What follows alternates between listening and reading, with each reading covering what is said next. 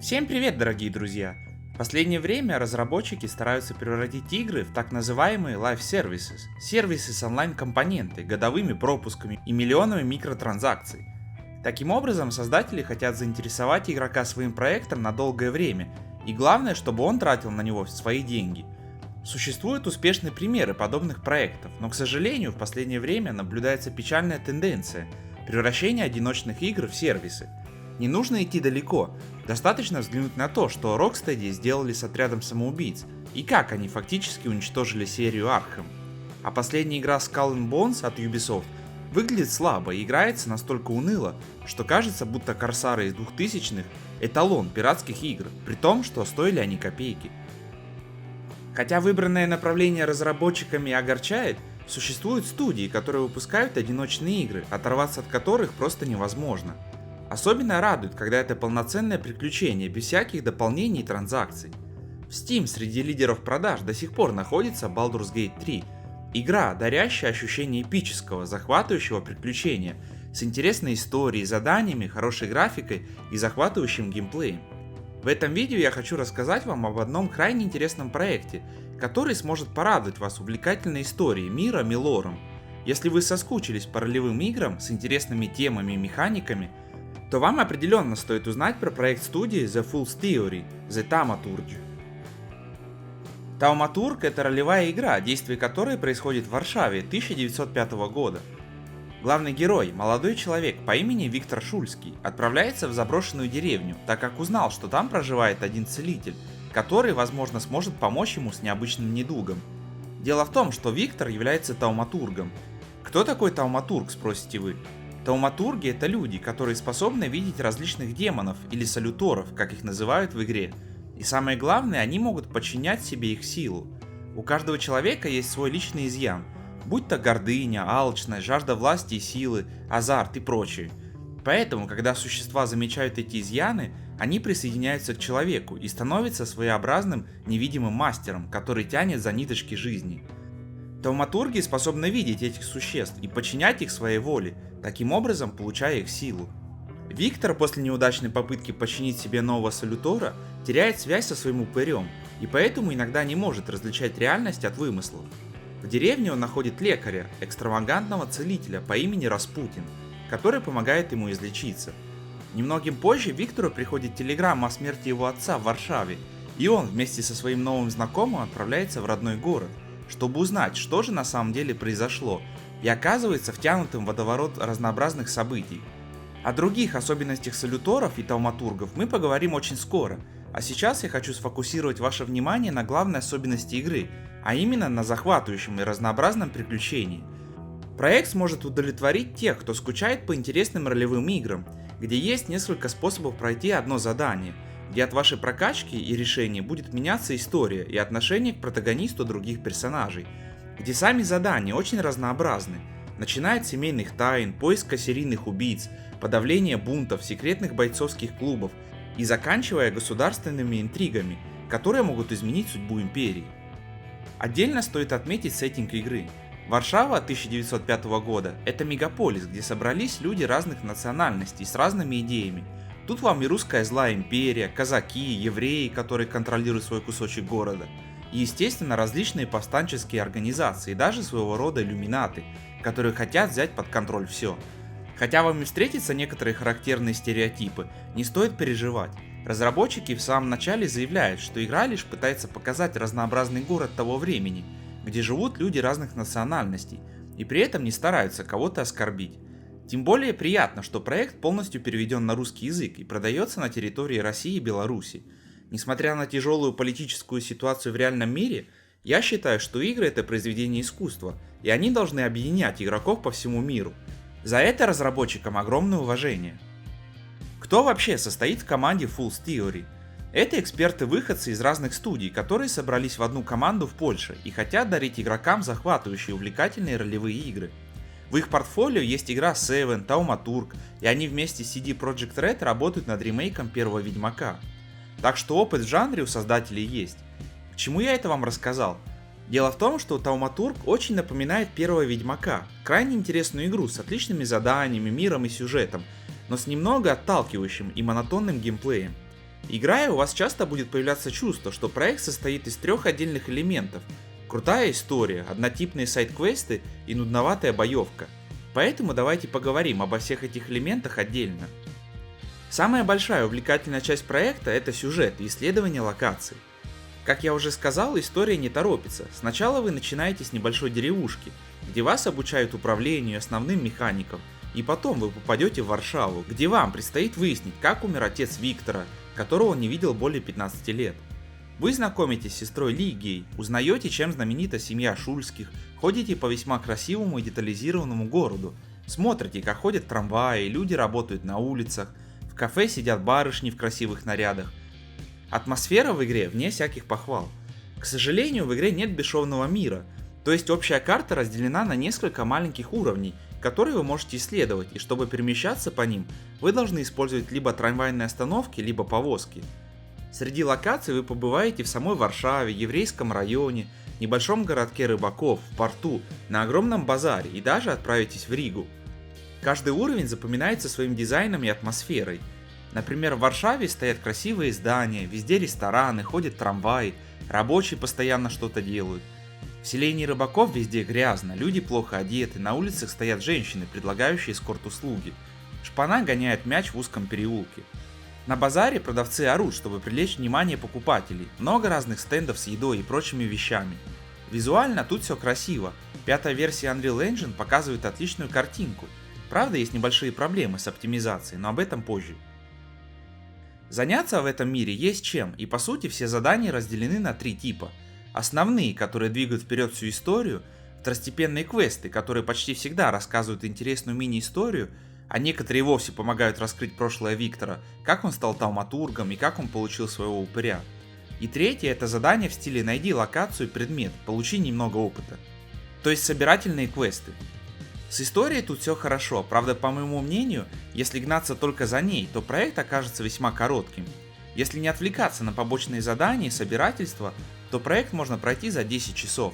Но это будет довольно сложно сделать, так как сложность боев повышается, и без нужных улучшений вам будет довольно трудно. Если вам нужна быстрая прокачка и начальный буст к вашим характеристикам, то в этом вам как раз помогут сайд-квесты. Периодически вы будете встречать вот такие стойки, которые советуют посетить какое-то важное и красивое место. Отправляетесь на поиски точки, находите ее и таким образом получаете заветный опыт. Другой тип этого задания — рандомные записки или предметы, которые вы можете найти на локациях.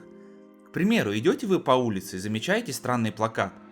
Изучив его, герой узнает о секретном месте, где якобы показывают интересные фильмы по ночам, учат философии, или приехал один предприниматель, который привез очень вкусный напиток из-за границы.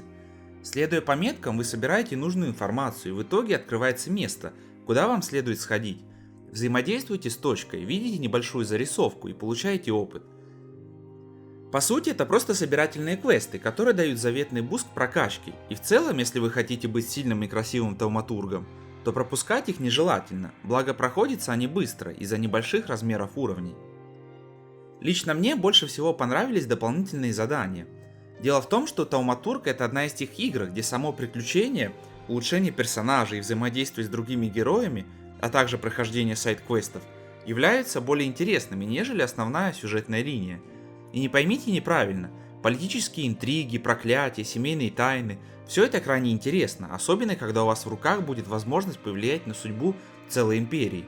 Но лично мне больше понравилось проходить второстепенные задания. Понятное дело, они дадут вам желанный опыт для прокачки, но также вы узнаете про юность Виктора, его проблемы с отцом и про то, как он получил своего демона, упыря. Встретите лучшего друга и отправитесь с ним в самые авантюрные и опасные приключения. Будете помогать русскому детективу в поимке серийного убийцы, который убивает рыбаков. Сможете подраться с казаками и подружиться с ними, а также в некоторых сайд-квестах вы сможете получить новых салюторов. Если вы любите не спеша все исследовать и проходить дополнительные задания, то вы можете рассчитывать на добрые 25-30 часов геймплея. Прежде чем поговорить о боевке, давайте немного рассмотрим самих салюторов, что это за существа, как их получить и на что они влияют. Я уже упоминал, что эти демоны могут привязаться к обычным людям, а точнее к их изъянам, но только Тауматург может подчинить себе салютора и использовать его силу. В игре их много, некоторых вы получите просто следуя истории, других возможно получить только в дополнительных заданиях, или если вы правильно прокачались и сделали правильные выборы. По сути, процесс выглядит следующим образом. Вы обнаруживаете человека с изъяном, и Виктор начинает преследование. В процессе вы выполняете увлекательное задание, и в конце необходимо спровоцировать Салютора, чтобы он начал бой. Когда побеждаете, получаете нового покемона, Салютора. У каждого из них есть свои особенности. Некоторые могут восстанавливать здоровье, другие быстрее пробивают броню врагов, третьи могут обезоруживать противников и так далее. Еще один важный аспект, ради которого стоит подчинять себе Салюторов и не пропускать сайд-квесты, это возможность влиять на людей, об этом поговорим очень скоро. Боевая система самая слабая часть проекта, и поэтому давайте побыстрее с ней разберемся. Периодически вам предстоит вступать в бой с солдатами, бандитами и другими противниками. Бои являются пошаговыми, то есть каждый персонаж или сущность поочередно делает выбранное действие. Вы смотрите анимации и так до конца боя, пока вы не победите или вас не загонят под землю. Я бы мог углубиться в механики салюторов, различные бафы и дебафы противников, но по сути вся боевка сводится к двум действиям – снятию брони и быстрому добиванию. Дело в том, что у противников есть две шкалы – здоровье и броня. Тут два выбора – либо вы медленно бьете врага, снимая немного здоровья, либо сначала быстро снимаете всю броню и потом совершаете мега-атаку, которая почти 100% убивает противника. Видите шкалу сверху? Это полоса действий. Их три типа – быстрая, медленная и очень медленная. Быстрые атаки наносят меньше урона, медленные – больше, и возможно снимают броню, или особенность врага. Очень медленные все вместе, с огромным уроном в придачу. Также данная шкала показывает очередь действий. Серая полоса – очередь ваших действий, красная – врагов. Звучит все это круто, и кажется, что наверняка тут есть разные противники, которым нужен определенный подход, вам вовремя нужно реагировать и так далее. Но нет, если вы хотите быстро побеждать в боях, достаточно понять, что такое проклятие. Проклятие – это умение, которое накладывает на противников периодический урон после хода. Таким образом, вам достаточно наложить на них это умение, потом просто атаковать и защищаться. Поверьте, это даже не какая-то особая стратегия, вы быстро сами поймете, как это работает и увидите, насколько это эффективно. Вы можете также попытаться быстро снять всю броню с противника и убить его сильной атакой, но это не всегда выгодно. Приведу вам простой пример, который изначально меня сильно раздражал, и я не понимал, что мне делать. Игра порой может подкинуть вам такую подлянку, когда на экране появится три врага с ножами и саблями. Каждый удар этими предметами накладывает на вас эффект потери крови, причем эффект складывается. Вас атакуют три врага, и скажем, они наносят в сумме 10 урона, но при этом эффект от кровопролития добавляет еще 6 урона. Таким образом, после окончания действий урон, полученный вами, будет не 10, а 16. Поэтому пока вы будете снимать броню с каждого врага и пытаться добить их, вы уже проиграете, не успев добить первого врага. Поначалу я раздражался, не понимал, что делать, пытался восстанавливать здоровье, но этого было мало. Потом я просто понял, что накладывая на противников проклятие, они также получают дополнительный урон после завершения хода. Поэтому все, что вам остается делать в данном случае, это просто атаковать и вовремя лечиться. Это происходит при специальной атаке. Если вы залезете в дерево умений, то вы увидите, что есть разные варианты действий. Можно поставить восстановление здоровья на одну из атак, чтобы одно действие было сильнее, но занимало больше времени. Но правда в том, что все это немного скучно и не всегда эффективно.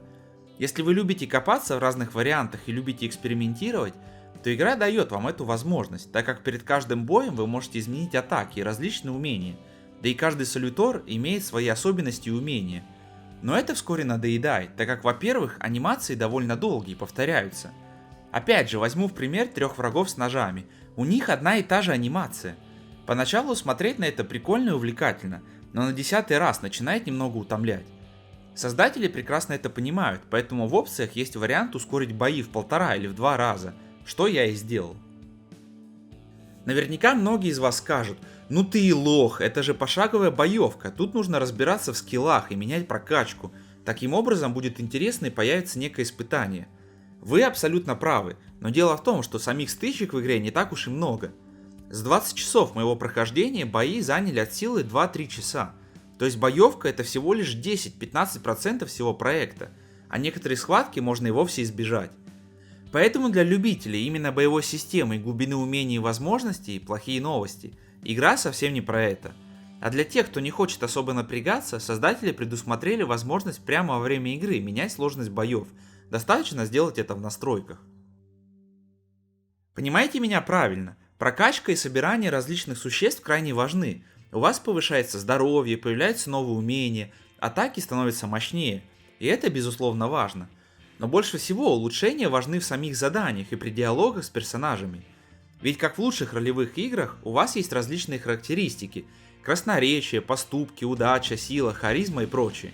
Прокачивать их напрямую нельзя, поскольку апгрейды связаны напрямую с вашими существами. Например, изначально у вас есть монстр, и вы можете прокачать его ветку, получив плюс к красноречию, силе, увеличите здоровье, а затем ветка прокачки закончится. Чтобы улучшить другие характеристики, вам необходимо найти других существ, заполучить их, и только потом вы сможете продолжить улучшать свои навыки. Таким образом, если вы хотите максимально прокачать красноречие, то вам необходимо получить всех существ, у которых есть этот навык в сетке улучшений. На самом деле это звучит гораздо сложнее, чем есть на деле, но одно остается фактом. Если хотите прокачаться на полную, то выполнение побочных заданий и поиск других существ просто обязательны. Более того, характеристики открывают перед вами уникальные варианты ответов, и некоторые ситуации можно пройти разными способами. Например, вы встречаете персонажа, который категорически отказывается что-либо делать или рассказывать вам нужную информацию. Собрав достаточно улик для переубеждения его и используя как финальный аргумент силу, можно изменить мнение этого человека. Подобных ситуаций будет множество. В какой-то момент вы попадете в подобие бойцовского клуба, где вас заставят сражаться. А как вы помните, сражения я стараюсь избегать. Если вы придете сюда с правильной прокачкой, то исследовав локацию и выбрав подходящие реплики, вы сможете избежать этот сегмент.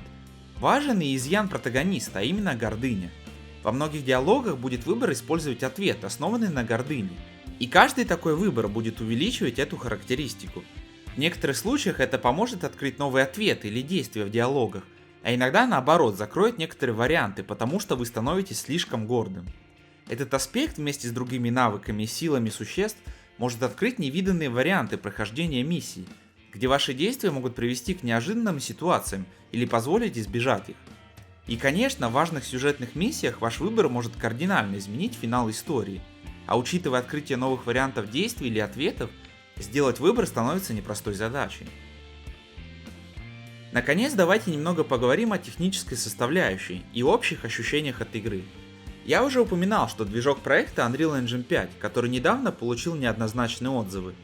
Картинка в игре приятная, но заметны некоторые недочеты и грубость в дизайне. Все, что связано с игровым миром, выполнено великолепно. Исследовать локации, наслаждаться звуком и музыкой – одно удовольствие. Но вот в диалогах, где камера переключается только между лицами персонажей, моделей, за исключением главных героев, выглядит деревянно. Если у вас средней мощности ПК, будьте готовы к возможным задержкам и фризам, хотя проект и оптимизирован неплохо. Разработчики активно работают над устранением всех недочетов и улучшением оптимизации. В игре нет серьезных проблем, которые могли бы испортить вам впечатление от прохождения, но иногда могут встретиться забавные баги.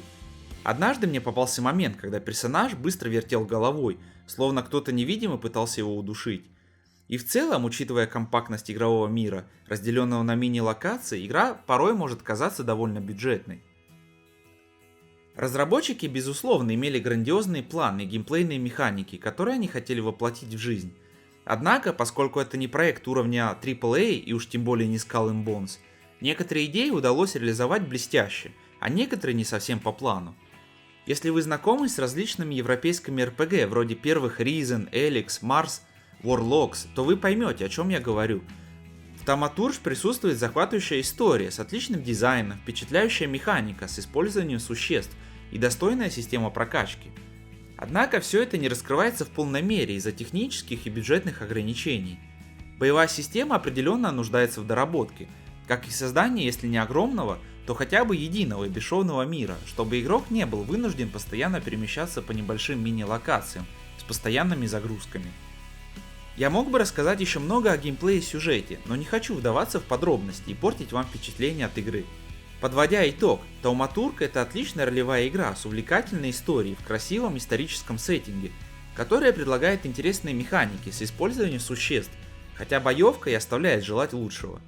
Это не шедевр, о котором будут рассказывать будущим поколениям, Но тем не менее, проект способен подарить от 20 до 30 часов увлекательного сюжета и достойного геймплея, в котором есть определенная глубина, особенно для любителей пошаговых сражений. Важно отметить, что игра заложила твердую увлекательную основу, и я бы с удовольствием увидел сиквел, в котором разработчики смогли бы исправить все недочеты и улучшить игровые механики, что без сомнения сделало бы из него шедевр. Пока же это крепкий среднячок для любителей захватывающих ролевых игр с атмосферной историей. Более того, это полностью завершенная игра без дополнительного контента в виде DLC или сезонных пропусков и с возможностью переигрывания. Чего еще желать? Так что если вы фанат данного жанра, обязательно обратите внимание на этот проект, он обещает приятное времяпровождение. Спасибо за просмотр, дорогие друзья.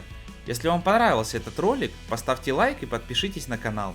Я желаю вам всего наилучшего и до новых встреч!